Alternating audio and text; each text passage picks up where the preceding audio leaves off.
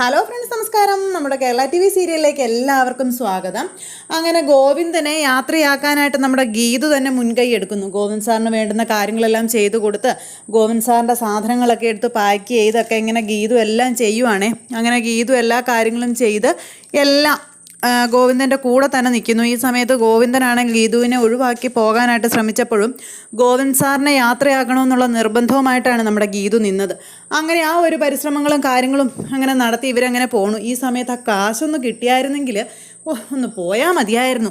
അതിനുശേഷം ഗീതുവിനെയും കൊണ്ട് അടിച്ചു പൊളിച്ചിട്ട് ഗീതുവിനെ ഉപേക്ഷിക്കണം, ആ ഒരു ചിന്താഗതിയുമായിട്ട് ഇങ്ങനെ നിൽക്കുക അവിടെ ആശാൻ. അങ്ങനെ ആ ഒരു പരിപാടിയായിട്ട് അവൻ അവിടെ നിൽക്കുമ്പോഴാണ് ഇവർ രണ്ടുപേരും കൂടെ ഇറങ്ങിച്ചെല്ലുമ്പോഴും ഇവർ രണ്ടുപേരും ആത്മാർത്ഥമായി സ്നേഹിക്കുന്നുണ്ടെന്നുള്ള കാര്യം നമ്മുടെ കിഷോറിന് മനസ്സിലായി. കാരണം ഇവരുടെ ഓരോ ചലനങ്ങളും ഇവരുടെ ഓരോ സംസാരവും കാര്യങ്ങളും ഇതെല്ലാം കിഷോർ കാണുമല്ലോ. ഇതൊക്കെ കാണുന്തോറും കിഷോറിന് മനസ്സിലായി ഇവർക്ക് രണ്ടുപേർക്കും പരസ്പരം പിരിയാനാകാത്തവണ്ണം ഇഷ്ടമാണ് എന്നുള്ള കാര്യം. അങ്ങനെ ഇവർ രണ്ടുപേരും ആ ഒരു ഇതിലിങ്ങനെ നിൽക്കുന്നതാണെന്നും കിഷോറിന് മനസ്സിലായി. അങ്ങനെ ആ ഒരു ഇതെല്ലാം അവിടെ നടക്കുക കേട്ടോ. ഈ സമയത്ത് നമ്മുടെ ഗോവിന്ദൻ അവിടെ നിന്ന് യാത്രയാകുന്നു. ഗോവിന്ദൻ ഗീതുവിനോടും കിഷോറിനോടും യാത്ര പറയുന്നു. അപ്പോൾ ഇതെല്ലാം മഹേഷ് അകത്ത് നിന്ന് കണ്ടുകൊണ്ടിരിക്കുക. അപ്പോൾ ഗോവിന്ദൻ ഇയാളോട് പറഞ്ഞു, കിഷോറിനോട് പറഞ്ഞു, ദേ ഗീതുവിനെ മാന്യമായി നോക്കണം, ഗീതുവിനെ അങ്ങനെ ചെയ്യരുത്, ഉപദ്രവിക്കരുത്, അല്ലെങ്കിൽ വിഷമിപ്പിക്കരുത് തുടങ്ങിയ കാര്യങ്ങളൊക്കെ ഇങ്ങനെ പറയാം. അപ്പോൾ ക്യാഷും മറ്റു കാര്യങ്ങളൊക്കെ ഞാൻ ഗീതുവിൻ്റെ അക്കൗണ്ടിലേക്കാണ് ഇട്ടിരിക്കുന്നതെന്നും ജോയിൻ്റ് അക്കൗണ്ട് തുടങ്ങാനായിട്ട് കുറച്ച് സാവകാശം വേണമെന്ന് അറിഞ്ഞതുകൊണ്ടാണ് അങ്ങനെ ചെയ്തത്. പിന്നെ ഗീതുവിൻ്റെ പഠിപ്പിനും മറ്റു കാര്യങ്ങൾക്കും നിങ്ങളുടെ ചിലവിനുമൊക്കെ അതിൻ്റെ പലിശ മാത്രം മതി നിങ്ങൾക്കെന്നൊക്കെ പറഞ്ഞുകൊണ്ട് ഗോവിന്ദൻ ഇങ്ങനെ ഇതെല്ലാം പറഞ്ഞു. ഇതൊക്കെ കേട്ട് കഴിഞ്ഞപ്പോഴേക്കും കിഷോറിന് ആകെ അയ്യടാന്നായിപ്പോയി. കാരണം ഉദ്ദേശിച്ച കാര്യങ്ങളൊന്നും നടന്നില്ലല്ലോ. കാശ് അടിച്ചെടുക്കാമെന്ന് ഓർത്തിട്ട് അതൊന്നും സാധിച്ചില്ല. ഇനിയിപ്പോൾ എന്ത് ചെയ്യും? ഗീതുവിനെ ചുമ്മാ കയ്യിലേക്ക് കിട്ടിയിട്ട് പ്രത്യേകിച്ച് ഗുണമൊന്നും തനിക്കില്ല. കാശായിരുന്നു മെയിൻ, പക്ഷെ അത് കിട്ടിയുമില്ല. അങ്ങനെ കിഷോർ ഇങ്ങനെ ആകെ ഇതായിട്ട് ഇങ്ങനെ നിൽക്കുക. എന്തായാലും ഇതെല്ലാം കഴിഞ്ഞതിന് ശേഷം നമ്മുടെ മഹേഷ് ഈ കിഷോറിനെ വിളിക്കുക. കിഷോറിനെ വിളിച്ചിട്ട് അത്യാവശ്യമായിട്ടൊന്ന് കാണണമെന്ന് പറഞ്ഞു. അപ്പോൾ എന്താണെന്ന് അറിയാനായിട്ട് കിഷോർ ഇയാൾക്കരികിലേക്ക് ചെന്നു. എന്താണ് കാണണമെന്ന് പറഞ്ഞതെന്ന് ചോദിച്ചപ്പം ഞാൻ തന്നോടൊരു കാര്യം പറയാനായിട്ടാണ് വിളിപ്പിച്ചതെന്ന് പറഞ്ഞു. എന്താ നിങ്ങൾക്ക് പറയാനുള്ളതെന്ന് കിഷോർ ചോദിക്കുക. വലിയ ജാടയിട്ടാണ് കിഷോർ നിൽക്കുന്നത്. കുറച്ച് പൈസ എടുത്ത് ഇവൻ്റെ മുന്നിലേക്ക് അങ്ങ് വെച്ച് കൊടുത്തു. ഈ പൈസ കണ്ടപ്പോഴേക്കും കിഷോർ അന്താളിച്ചിങ്ങനെ നിൽക്കുവാണേ. കിഷോറിന് ഒട്ടും പറ്റുന്നില്ല. ഇത് കണ്ടിട്ട് അങ്ങ് വാരി എടുക്കാനാണ് തോന്നുന്നത്. കിഷോർ എന്നിട്ട് ഇങ്ങനെ നിൽക്കുമ്പം ഇതെന്തിനാ ഈ പൈസയൊക്കെ എന്നെ കാണിക്കുന്നതെന്ന് കിഷോർ ചോദിച്ചു. നിന്നോട് എനിക്കൊരു കാര്യം പറയാനുണ്ട്, അതിന് വേണ്ടിയിട്ടാണ് ഈ പൈസ. അതും നിൻ്റെ കയ്യിൽ ആ കാര്യം എനിക്ക് നേടിത്തരണമെന്ന് പറഞ്ഞു. നിൻ്റെ കൈ കൊണ്ട് തന്നെ നേടിത്തരണമെന്നും പറഞ്ഞു. എന്താണെന്ന് വെച്ചാൽ കാര്യം പറയാനായിട്ട് പറഞ്ഞു. അന്നേരം ഈ പൈസ ഇത് ഞാൻ നിനക്ക് തരും. അപ്പോഴേക്കും കിഷോറിൻ്റെ മുഖമൊന്ന് വിടർന്നു. ഞാൻ പകരം നിങ്ങൾക്ക് എന്ത് ചെയ്യണമെന്ന് ചോദിച്ചപ്പോൾ നീ ഗീതുവിനെ ഉപേക്ഷിക്കണമെന്ന് പറഞ്ഞു. ഇത് കേട്ടപ്പോഴേക്കും കിഷോറും ഇങ്ങനൊരു ഉള്ളിൽ ചിരിച്ചുകൊണ്ടൊരു നോട്ടം. ഇല്ല, ഒരിക്കലും ഇല്ല എന്നും പറഞ്ഞുകൊണ്ട് ഇയാളുടെ മുന്നിൽ അഭിനയിക്കുക. അപ്പം ഗോവിന്ദ് സാറിൻ്റെ കൂട്ടുകാരനാണ് ഇദ്ദേഹം എന്നുള്ള കാര്യം ഇവൻ അറിയാമല്ലോ. അതുകൊണ്ട് തന്നെ ഇവൻ ഭയങ്കര അഭിനയം. അപ്പം നീ എൻ്റെ മുന്നിൽ കൂടുതൽ അഭിനയിക്കുകയൊന്നും വേണ്ട. നിനക്ക് ഗീതുവിനോട് ആത്മാർത്ഥമായ സ്നേഹമില്ലെന്നുള്ള കാര്യമൊക്കെ എനിക്കറിയാം. പിന്നെ ഈ പൈസ നിനക്ക് മുഴുവനായിട്ട് ഞാൻ തരണമെന്നുണ്ടെങ്കിൽ നീ ഗീതുവിനെ വെറുക്കണം. പിന്നെ ഗീതുവിനെ നീ ഗോവിന്ദ് സാറിന് വിട്ടുകൊടുക്കണമെന്ന് പറഞ്ഞു. അങ്ങനെ നീ ചെയ്താൽ ഈ പൈസ മുഴുവനും നിൻ്റെ കൈകളിലേക്ക് വരും. ഇത് 1 കോടി രൂപ ഉണ്ടെന്നും പറഞ്ഞു. ഇത് കേട്ടപ്പോഴേക്കും ഇവനൊന്നും ഞെട്ടിയിട്ടോ. ഇവനിങ്ങനെ നോക്കി നിൽക്കുക. അപ്പോൾ അവന് സമ്മതമായി. ഈ 1 കോടി രൂപ കയ്യിലേക്ക് കിട്ടുമല്ലോ, ഗീതുവിനെ ചുമക്കുകയും വേണ്ട, ഇവന് പൈസയും കിട്ടും. പിന്നെ ഒരിക്കലും അപ്പോൾ ഇവൻ ഞാൻ സമ്മതിച്ചു എന്നും എനിക്ക് സമ്മതമാണെന്നും പറഞ്ഞു. ഈ ജീവിതത്തിൽ ഒരിക്കലും നീ ഗീതുവിനോട് പിന്നെ അടുപ്പം കാണിക്കരുതെന്നും ഗീതുവിൻ്റെയും ഗോവിന്ദൻ്റെയും ജീവിതത്തിലേക്ക് ഇടപെടാൻ ചെല്ലരുതെന്നും അതുപോലെ ഗീതു നിന്നെ വെറുക്കുന്ന രീതിയിൽ നീ എന്തെങ്കിലും ചെയ്യണം എന്നുള്ള കാര്യങ്ങളൊക്കെ പറഞ്ഞപ്പോൾ കിഷോർ അതെല്ലാം ഏറ്റു. കാരണം കിഷോറിന് ഗീതുവിനെ കിട്ടിയിട്ട് പ്രത്യേകിച്ച് ഗുണമൊന്നുമില്ല. എങ്ങനെയെങ്കിലും അവളിൽ നിന്നൊന്ന് ഒഴിഞ്ഞു പോയാൽ മതിയെന്ന് മാത്രമേ ഇവനുള്ളൂ. അതുകൊണ്ട് തന്നെ ഇവൻ ആ ഒരു മൈൻഡിൽ ചിന്തിക്കാനും യാതൊരു മടിയും ഇല്ല. അപ്പോൾ ശരി, ഇവൻ അതിന് സമ്മതിച്ചു. എന്നിട്ട് ഈ മഹേഷുമായിട്ടൊരു ധാരണയുണ്ടാക്കി ഗീതുവിൻ്റെ അരികിൽ ചെന്ന് ഗീതുവിൻ്റെ വെറുപ്പും സമ്പാദിച്ച് ഇവൻ വന്നാൽ ഇവന് ഈ ക്യാഷ് കൊടുക്കാമെന്ന്.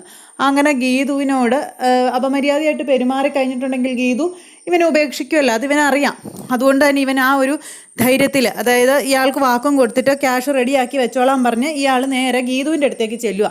അപ്പോൾ ഗോവിന്ദൻ അങ്ങ് പോയി. ഗീതു അവിടെ ഒറ്റയ്ക്കേ ഉള്ളൂ. ഇവൻ ഗീതുവിൻ്റെ റൂമിലേക്ക് ചെന്നു കഴിഞ്ഞപ്പോൾ ഗീതു ഇങ്ങനെ ഇരിക്കുന്നു. അപ്പോൾ ഗീതുവിനോട് ഇവൻ ഭയങ്കര സംശയാസ്പദമായ രീതിയിൽ സംസാരിക്കുന്നു. ഇത് കേട്ട് കഴിഞ്ഞപ്പോൾ ഗീതുവിന് എന്തോ പോലെ. ഗീതു ചോദിച്ചു, കിഷോർ നീ എന്താ ഉദ്ദേശിക്കുന്നത്? നിനക്ക് എന്തെങ്കിലും സംശയം ഉണ്ടോ എന്ന് ചോദിച്ചപ്പം അതെ എനിക്ക് സംശയം ഉണ്ടെന്ന് പറഞ്ഞു. നിനക്ക് എന്ത് സംശയമുള്ളത്?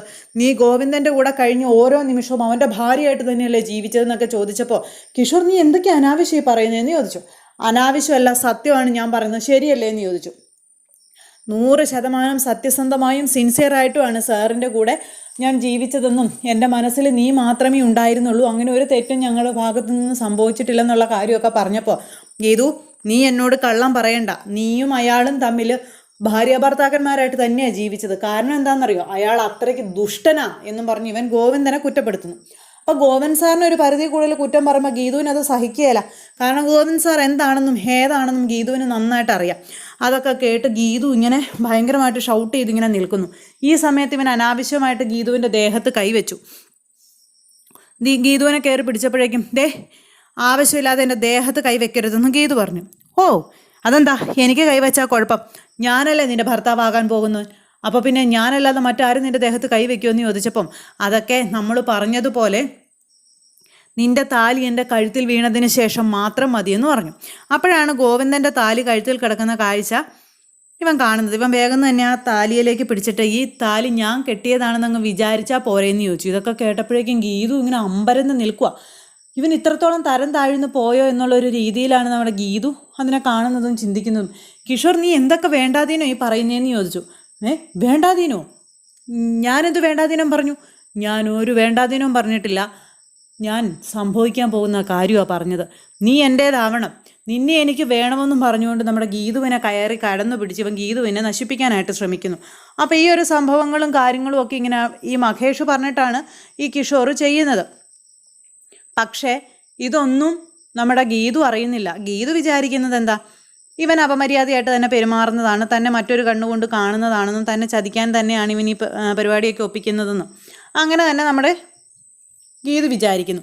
അപ്പോഴേക്കും ഗീതുവിൻ്റെ ദേഹത്തേക്ക് ഇവൻ ചാടി വീഴുന്നു. ഗീതുവിനെ വട്ടം കടന്നു പിടിക്കുന്നു, എന്തൊക്കെയൊക്കെയോ കാണിക്കുന്നു. അപ്പോഴേക്കും ഗീതു ഇവനെ തള്ളി മാറ്റാനൊക്കെ ശ്രമിക്കുന്നുണ്ട്. അങ്ങനെ അവിടെ വലിയൊരു ഷോ തന്നെ കിഷോർ നടത്തുക. എന്തായാലും ഗീതു ഇവനെ അതിനുശേഷം ഇറങ്ങടാന്നും പറഞ്ഞുകൊണ്ട് അടിച്ച് പുറത്താക്കി. ഇവനിട്ട് 2 തല്ലും വെച്ച് കൊടുത്തു. അങ്ങനെ ഗീതുവിൻ്റെ കയ്യിൽ നിന്ന് ചവിട്ടും കുത്തും മേടിച്ച് ഇവൻ നേരെ മഹേഷിൻ്റെ അടുത്തേക്ക് പോയി. അവിടെ ചെന്ന് മഹേഷിനോട് കാര്യങ്ങൾ പറഞ്ഞു. അപ്പോൾ മഹേഷിന് സമാധാനമായി കേട്ടോ. എന്തായാലും മഹേഷ് ആ പൈസ ഇവന് കൊടുക്കാൻ തന്നെ തീരുമാനിച്ച് അങ്ങനെ വെച്ചിരുന്ന പൈസയാണ്. ഇവനോട് അന്ന് കഴിഞ്ഞിട്ട് മഹേഷ് പറഞ്ഞു, ഈ കാര്യം ഞാനും നീയും അല്ലാതെ മറ്റൊരാൾ അറിയാൻ പാടില്ല. ഇനി നീ ഗീതുവിൻ്റെ ജീവിതത്തിൽ ഒരു കരടായി എത്തിയാൽ നിൻ്റെ മരണം എൻ്റെ കൈകൊണ്ടായിരിക്കുമെന്ന്. അങ്ങനെ മഹേഷ് ഇവനെ കൊല്ലും എന്ന് തന്നെ പറഞ്ഞ് ഭീഷണിപ്പെടുത്തിയേക്കുക. ഇനിയിപ്പോൾ ഗീതുവിനൊന്നും ഈ കിഷോറിന് വേണ്ട, പൈസ കിട്ടിയല്ലോ, ഇനിയിപ്പോൾ വേറെ ഒന്നും കിഷോറിന് വേണ്ട. അപ്പോൾ അങ്ങനെയൊക്കെയുള്ള ഒരു ഇടിവെട്ട് ട്വിസ്റ്റോട് കൂടിയാണ് നമ്മുടെ കഥ വരുന്നത്. എന്തായാലും ഇതിനിടയിൽ ഇനി പോയ ഗോവിന്ദൻ തിരിച്ചെത്താനും അതുപോലെ തന്നെ ഇങ്ങനെയുള്ള സംഭവ വികാസങ്ങളോട് കൂടിയൊക്കെ കഥ മുന്നോട്ട് വരാനൊക്കെ ഉണ്ട്. ഇനിയിപ്പോൾ ഗോവിന്ദൻ എന്ത് ചെയ്യും? വീട്ടിലും ഗീതുവിനെ കൊണ്ടുപോകാൻ പറ്റത്തില്ല. മൊത്തത്തിൽ ഗോവിന്ദൻ പെട്ടു എന്ന് തന്നെ പറയാം. അപ്പോൾ അത്തരത്തിലുള്ളൊരു സൂപ്പർ ഹിറ്റ് വിശേഷങ്ങളുമായിട്ട് വരുന്ന കഥ നമുക്ക് വീണ്ടും കാണാം. എല്ലാവർക്കും നല്ലൊരു ദിവസം ആശംസിക്കുകയാണ്. നന്ദി.